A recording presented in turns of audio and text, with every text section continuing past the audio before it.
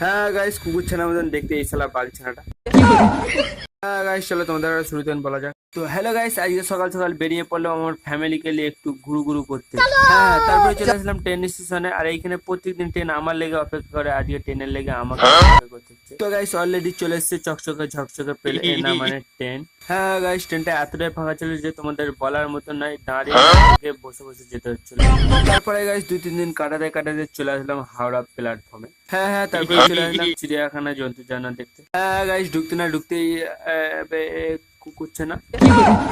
হ্যাঁ গাইস, কুকুর ছানা মতন দেখতে এই শালা বাল ছানাটা। হ্যাঁ গাইস, এখানে বাঁদর ছানাগুলো আর হাতিগুলো কত সুন্দর প্রেম করছে এখানে।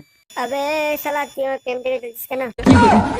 হ্যাঁ গাইস, ব্যাপারটা হলো যে এই সিঙ্গেল ছেলেটাকে যেই দেখে সেই চেঁটেলায়। হ্যাঁ, তারপরে এক মন কষ্ট হয় না মানে এক বুক কষ্ট নিয়ে চলে আসলাম এই নাগ নাগিনকে দেখতে। এইখানে এই নাগ নাগিন দুটো গাছের তলায় কত সুন্দর বসে প্রেম করছে। আবে আবার এখানে ডান্স করছে।